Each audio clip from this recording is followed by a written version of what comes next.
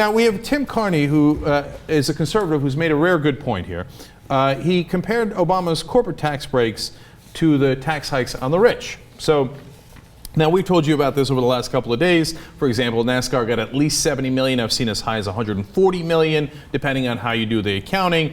But Hollywood got $150 million. Some of these are Democratic-leaning groups like Hollywood. Some are more Republican-leaning groups. But mainly it's just, it doesn't matter, Democrat or Republican, corporate giveaways galore. One particular lobby represents just 20 companies, and that one lobby got a loophole that gets them over $11 billion. Now, Carney added it up, and he's right about the numbers. I've seen this confirmed elsewhere.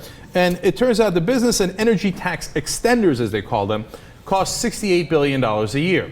Now, the tax hikes on the rich, about $450,000, got us $62 billion a year. So this fiscal cliff deal to straighten out the deficit actually added to the deficit. In this year, the issue will be, because I looked it up, I looked at a lot of numbers with this, and you know, it depends. The interesting thing is it'll be whether those extenders keep getting extended. They keep getting extended, so there's a good chance they're going to keep getting extended. Even at that rate, we end up making, and from what I read, the tax cuts are better.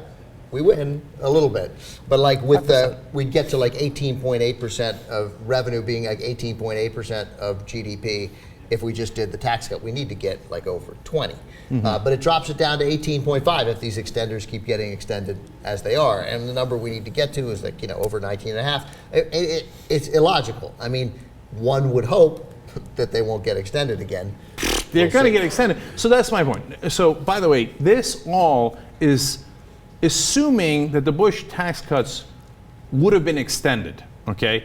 If you assume that they were not going to get extended, which was the original progressive position 12 years ago, right, which we have now forgotten, and we now think the progressive position, because Obama pushed for it, is 250,000. Is extending 98% of the Bush tax cuts. No, we were never in favor of the Bush tax cuts. They're called the Bush tax cuts, and they expired in 2010 because the Democrats fought really hard back then to make sure they had an expiration date because they were so fiscally irresponsible, right? Now, if you assume that the tax cuts were not going to get extended, okay, then this fiscal cliff deal actually cost us $4 trillion.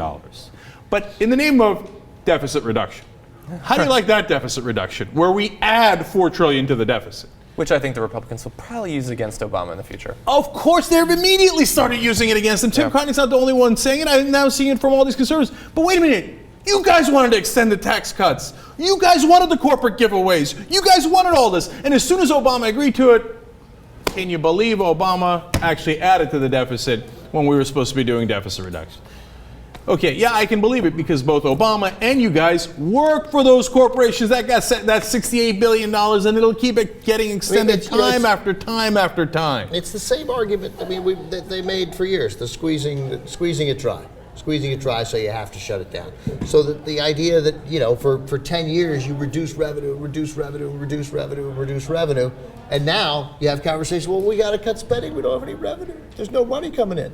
And no one and the media will not have a logical conversation about why there's no frickin' revenue.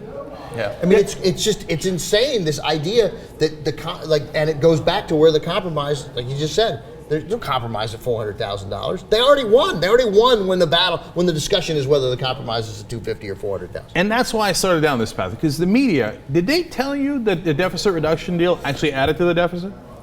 Did they tell you that, hey, you know what, actually it's adding $4 trillion to the deficit increases the deficit, does not reduce the deficit? Did they tell you any of this? Did they tell you about the corporate giveaways, that they were in fact larger than the deficit reduction? Did they tell you about the payroll tax, which affects 160 million people? Now that from time to time they mention, but they brush aside really quick. Oh, by the way, all of you got your taxes raised about $960 over the year. How did they get those tax extenders passed, but not that?